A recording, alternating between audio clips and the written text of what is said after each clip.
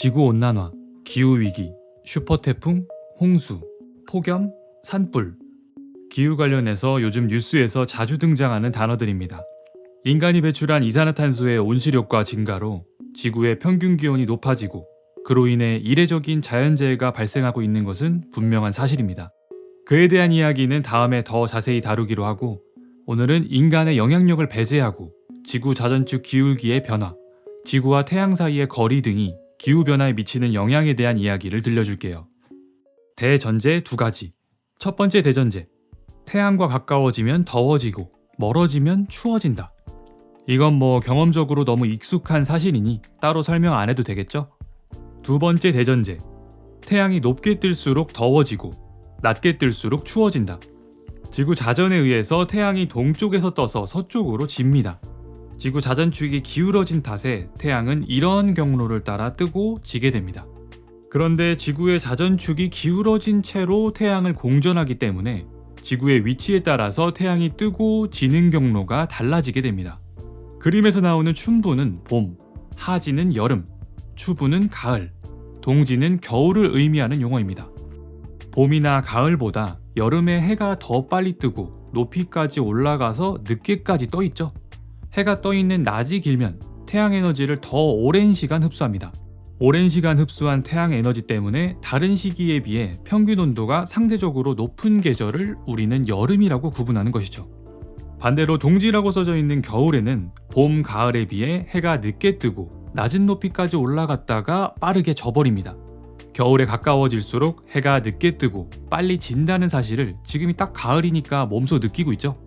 태양 에너지를 적은 시간 흡수할수록 평균 온도가 낮아져 추운 겨울이 됩니다. 지구의 자전축이 기울어진 채로 태양을 공전해서 지구의 위치에 따라 태양이 뜨는 높이, 남중 고도가 달라지기 때문에 계절이 생긴다는 내용이 이해가 가나요? 남중 고도는 남쪽 하늘에서 태양이 가장 높게 떠오르는 높이를 의미하는 용어입니다. 시험에 자주 등장하니 꼭 기억해 두세요. 여기서 한 가지만 더 짚고 넘어갑시다. 지구 자전축이 기울어진 채로 공전을 하게 되면 A 위치에서는 이렇게 되고 B 위치에서는 이렇게 됩니다. 두 위치 중 어디가 여름일까요? 누가 더 태양이 높게 떠올라 평균 온도가 높아질까요? 정답은 A입니다. A 위치가 B 위치에 비해 확연히 태양의 고도가 높죠. 그래서 지구 자전축이 태양 쪽으로 기울어져 있으면 여름, 태양 반대쪽으로 기울어져 있으면 겨울. 그러면 남반구에 사는 사람 입장에서는 어떨까요? A 위치에서 오히려 태양의 남중 고도가 낮은 겨울이 되겠죠? 그래서 북반구와 남반구는 같은 위치, 같은 시간이지만 계절은 정반대가 됩니다. 자전축의 방향을 보고 북반구, 남반구, 계절을 알아내는 것이 문제를 푸는 가장 기본이 됩니다. 꼭 이해하고 넘어갑시다. 자, 그럼 이제부터 기후를 변화시키는 지구 외적인 요인들을 하나씩 만나봅시다. 이 부분은 절대 외워서 푸는 것이 아닙니다. 상황은 얼마든지 다양하게 나올 수 있기 때문에 단순한 상식 수준의 전제들을 차근차근 적용시킬 수 있는 능력이 훨씬 더 중요합니다. 그럼 시작해볼까요?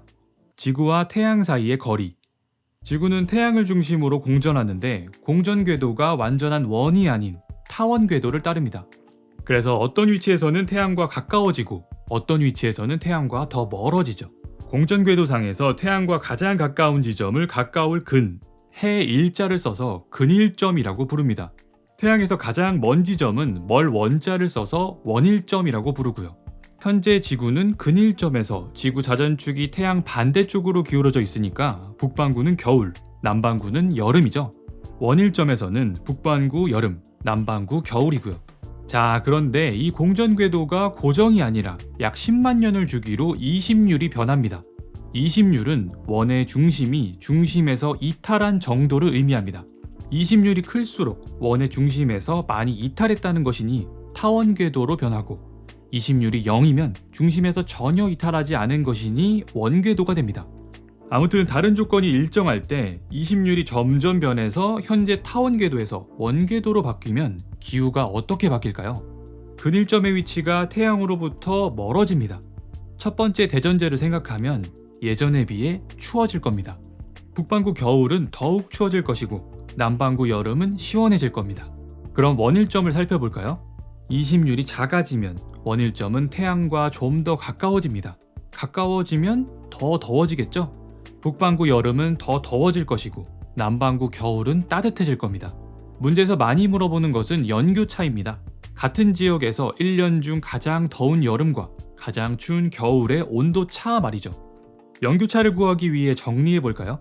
지구 공전 궤도의 이식률이 작아지면 북반구 겨울은 더 추워지고 여름은 더 더워집니다. 그럼 연교차는 더 커지겠죠? 추운 겨울이 더 추워지고 더운 여름이 더 더워지니까요. 반대로 남반구 여름은 시원해지고 남반구 겨울은 따뜻해집니다. 시원한 여름과 따뜻한 겨울, 연교차는 작아집니다. 같은 원리의 반복이니 이식률이 커지는 상황은 여러분에게 맡기겠습니다. 화면에 보이는 표를 절대 외우지 마세요. 문제 상황은 정말 다양하게 나올 수 있습니다. 표를 채워나갔던 논리적 과정들을 잘 기억하고 문제에 적용할 수 있는 여러분이 되었으면 좋겠네요. 세차 운동. 지구의 자전은 빙글빙글 도는 팽이에 비유할 수 있습니다. 빙글빙글 도는 팽이도 중심에 회전축이 있죠. 그런데 이런 장면을 본 친구들이 있는지 모르겠지만 시간이 지날수록 팽이의 축이 이런 식으로 움직이는 모습이 나타납니다.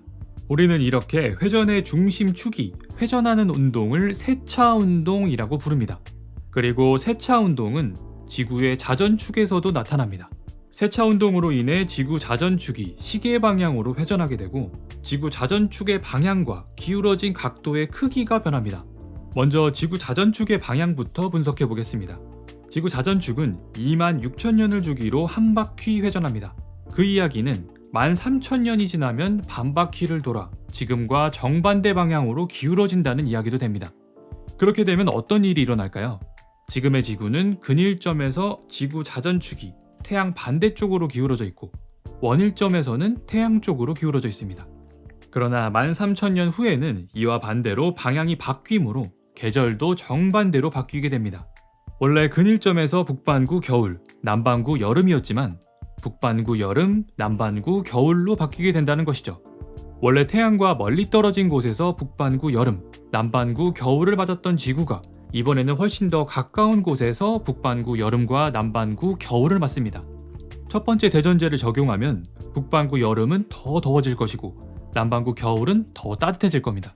반대로 원래 태양과 가까운 곳에서 북반구 겨울, 남반구 여름을 맞았던 지구가 이번에는 훨씬 더 먼 곳에서 북반구 겨울과 남반구 여름을 맞게 됩니다. 북반구 겨울은 더 추워질 것이고 남반구 여름은 시원해질 겁니다. 이제 연교차를 비교해 볼까요? 13,000년 후에 북반구 여름은 더 더워지고 겨울은 더 추워집니다. 연교차는 커집니다. 남반구 여름은 시원해지고 겨울은 따뜻해지니 연교차는 작아지게 됩니다. 외우는 것이 아닙니다. 그냥 대전제에 맞게 상식적으로 생각만 해주면 됩니다. 마지막으로 지구 자전축이 기울어진 각도 크기의 변화입니다. 지구 자전축의 기울기는 약 41,000년을 주기로 21.5에서 24.5도의 범위에서 변합니다. 여러분도 알고 있듯이 지금은 23.5도 기울어져 있고요. 태양 공전 궤도면과 수직한 선을 기준으로 하기 때문에 지구 자전축의 기울기가 증가하면 지금보다 자전축이 더 눕는다고 생각하면 됩니다. 지구 자전축의 기울기가 커지면 기후가 어떻게 변할까요? 근일점에서 북반구 겨울, 남반구 여름인 상황입니다. 기울기가 커지면 북반구 입장에서는 태양의 고도가 낮아지고 남반구 입장에서는 태양의 고도가 높아집니다. 두 번째 대전제를 생각해보면 북반구 겨울은 더 추워질 것이고 남반구 여름은 더 더워질 겁니다. 원일점에서 북반구 여름, 남반구 겨울인 상황입니다. 기울기가 커지면 북반구 입장에서는 태양의 고도가 높아지고 남반구 입장에서는 태양의 고도가 낮아집니다. 그러므로 북반구 여름은 더 더워지고 남반구 겨울은 더 추워집니다. 이제 연교차를 비교해보면 북반구 겨울은 더 추워지고 여름은 더 더워지니 연교차가 커지고 남반구도 여름은 더워지고 겨울은 추워지니 마찬가지로 연교차가 커집니다. 어떻게 보면 계속 같은 원리의 반복이죠. 또 반복하기는 지루하니 여기까지 영상을 본 친구들을 위한 비밀 이벤트 하나 나갑니다. 지구 자전축의 기울기가 작아지면 북반구의 여름, 겨울, 남반구의 여름, 겨울의 온도는 어떻게 되고 연교차는 각각 어떻게 될지 댓글로 작성해주세요. 시험이 끝나면 댓글 작성자 중 추첨해서 공차 기프티콘을 선물로 보내줄게요. 저번에 공차 걸고 이벤트 하니까 반응이 좋더라고요. 육아휴직 갑자기 해서 미안한 마음을 담아 여는 이벤트이니만큼 중학여고 학생들이 많이 보고 이벤트 참여하면 더 좋겠네요. 아무튼 이렇게 해서 지구와 태양 사이의 거리 변화, 지구 자전축의 기울기 변화에 따라 어떤 시기는 더 더워지기도 하고 어떤 시기는 더 추워지기도 하면서 기후가 변한다는 내용에 대해 공부해 보았습니다. 혹시 개념은 이해가 되었는데 문제가 잘 안 풀린다면 제가 운영하는 과학 질문 밴드나 오픈 카톡을 이용해 질문해 주세요. 오늘 영상은 여기까지 하겠습니다. 그럼 다음 시간에 만나요.